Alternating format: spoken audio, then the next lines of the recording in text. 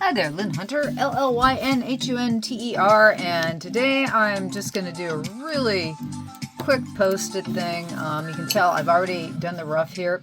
This is for a frog apothecary. It's for Drawtober, one of the prompt lists, and I just wanted to do something quick and just silly to get up on my Patreon. I try to do a post almost daily. It doesn't always work that way because sometimes I get so busy that I'm not able to post daily, but I try to. Anyways, for Drawtober, we're trying to do like an ink drawing daily or some kind of drawing daily.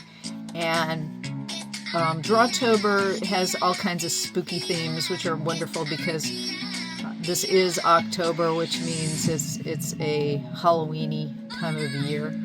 I didn't give him a hat. I'm just thinking, I'm gonna give him a hat of some kind.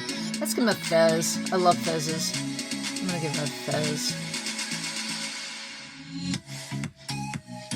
Give him a little bit of an active fez there. And what shall we put on his fez? I'll put a light bulb. I like light bulbs on fezzes. Yeah, he's got a light bulb on his fez. And then cross hatch it in so we've got some value.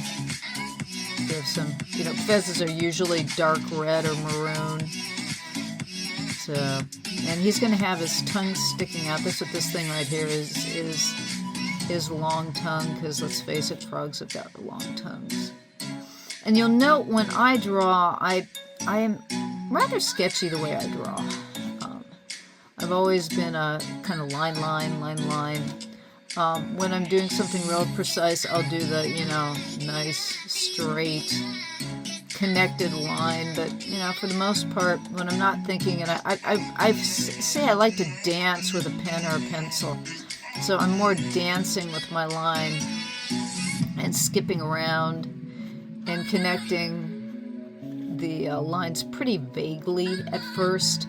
I always go in later and usually clean things up. That's why it's like you'll notice the drawing itself is pretty loose. I have a tendency, my first drawings are always super, super loose. Let's see, I'm going to give him 3 fingers.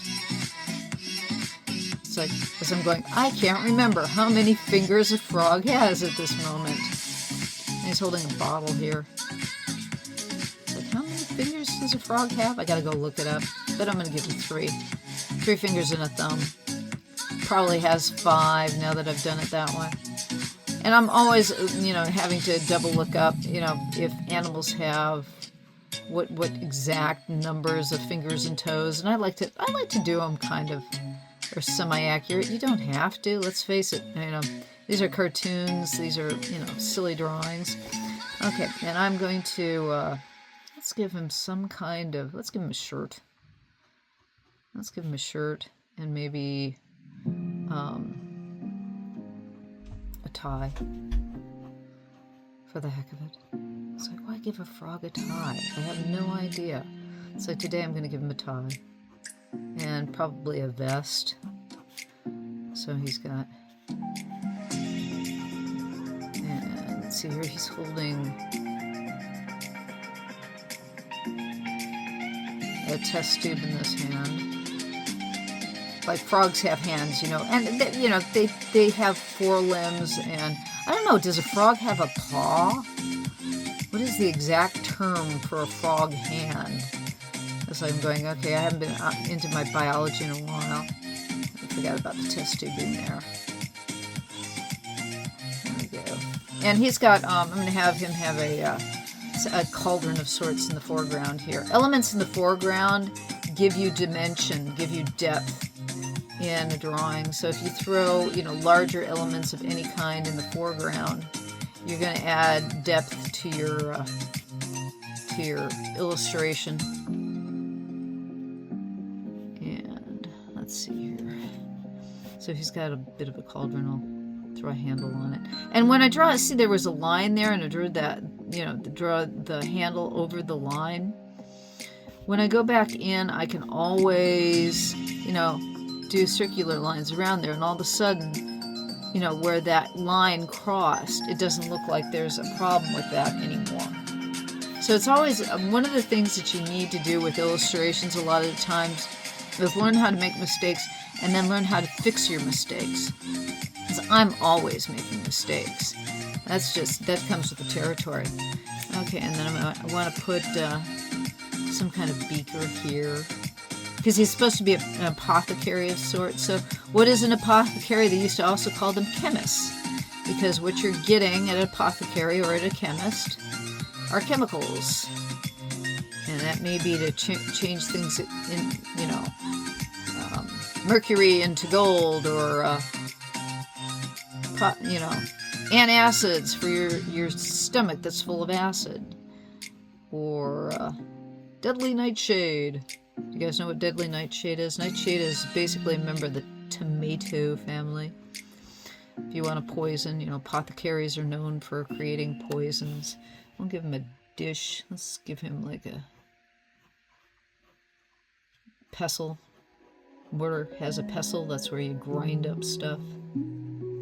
There. And I'm doing, you'll notice I'm doing some cross-hatching as I go along. It's like I'll tend to go back and forth between what I'm doing. Okay, because I've got foreground elements here and I've got backgrounds, and I need to overlap them. And so I'm trying to think, what am I doing when I'm putting things in the foreground and things in the background. He's got a button here that's going to be tucked onto his shirt. Probably should give him some pockets. Give him pockets. Maybe a worm or two coming out of the pocket. For the heck of it, who knows? And frogs have little lumps on their tummies, but they'll usually have white tummies, or it's like, it all depends. If he's a tropical frog, he might be blue and green and yellow for all I know. So it's like, but a lot of frogs that I know, they usually have cream colored tummies or lighter colored tummies in their backs. Usually the backs are green and then the tummies are white, and he's got something in there. Let's have some smoke coming out of his test tubes. And then some smoke coming out of the cauldron here. Okay, and then I'm going to give this an outline.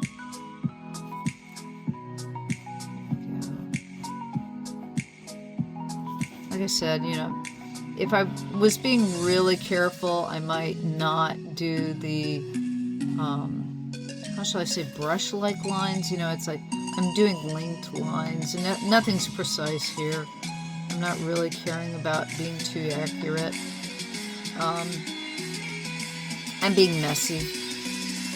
I mean, if I really wanted to be precise and clean, I could be. I just don't want to be. I'm being just kind of nice and messy right now, just to not worry about actually what I'm doing. And I'll do some parallel lines here for some hatching across the cauldron. And a lot of times when you're doing cross hatching, you want to kind of go with the contour of whatever shape you've got. It doesn't have to be, you see, but just to get a feeling of your drawing around the object, so it might give it a little bit more depth. And as I say that, it's like, this is really messy cross hatching. I'm not being super clean, as you can tell. Okay.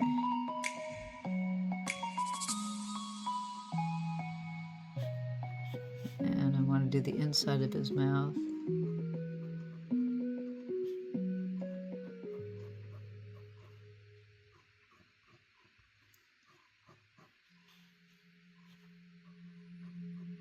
And you probably should have done it a little. There we go.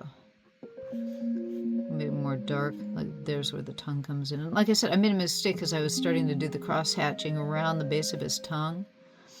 But that's okay, because now what I did was I darkened up the black areas in here, and the cross hatching just looks like it's the shade in his mouth. Okay, now what I'm going to do is I'm going to take, there we go, a kneaded eraser. Good old, this one's really dirty.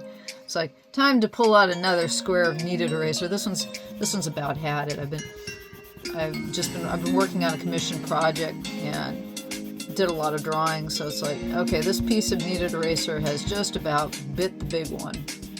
Okay, now I can see more. Okay, what have I inked and what haven't I inked, and where do I need to tighten up the drawing, and where is it okay? Let's see here, right about there. Take that stuff away.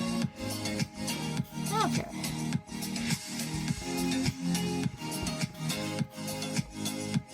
All right, now what I'm gonna do is I'm gonna go in. I'm gonna heavy up the outline just to give it more definition. Remember what I said about, you know, doing the scribbly lines, and then when I wanted to get cleaner, I would do lines that aren't as, you know, how I double hatch it, just to keep that. Also, it keeps the line a little bit more lively.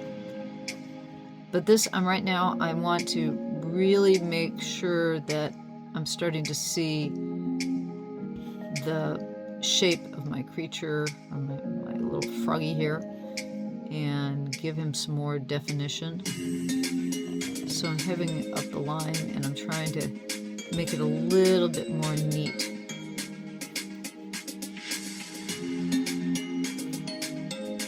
And again, I'm still throwing in some hatches here and there, just to give some contrast. And this is a clear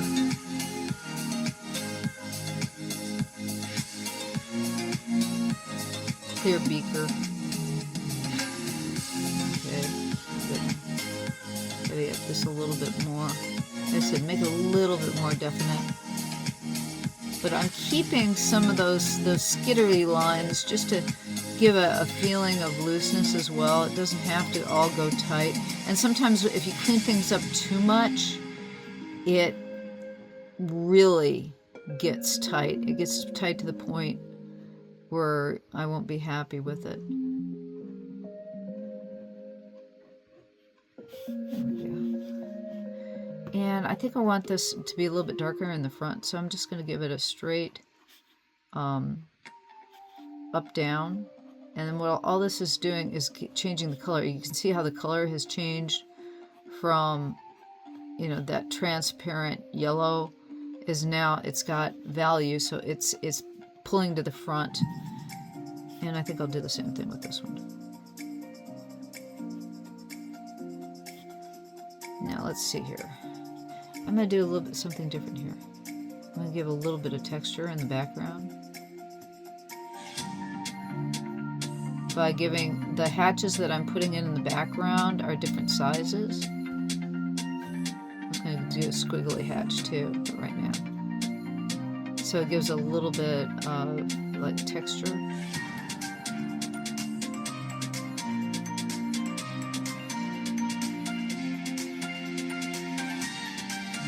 And that's just so we can put some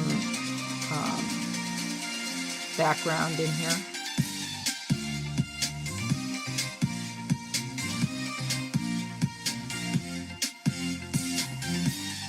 And that's my quick little Apothecary frog for today.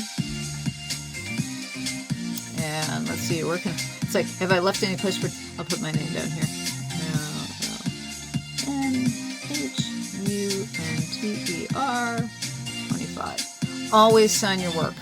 Always sign your work. And if you can, at least put the year on it. Even better, put the day on it, just so you remember when you find that drawing 5 years from now and you go, oh my word, I did that 5 years ago? That's cool. It's amazing how you'll like your stuff so much better even a month after you've finished it. It's like you have a tendency never to really like it all that much when you finish it. It's like, it didn't turn out quite the way I wanted it to. And you just let it alone for a while, and by the time that you return to it, you'll like it. Or you'll go, hey, I that was halfway decent. That's something that's worth it. And it's always nice to see how much you've progressed and improved. So there's our, let's put a little hatch on this so we get a bottom to that. That's our little apothecary frog.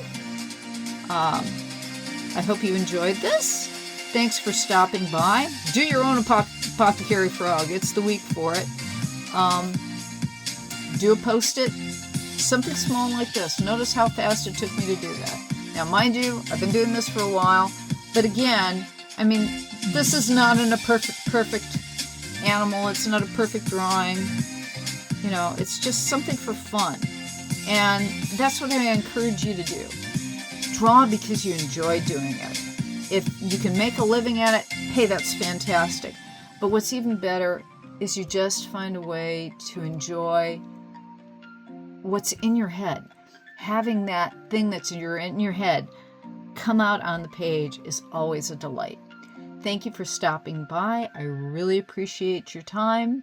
Like the video, subscribe, come join my Patreon. I'd really appreciate it. Thanks a lot. Bye-bye.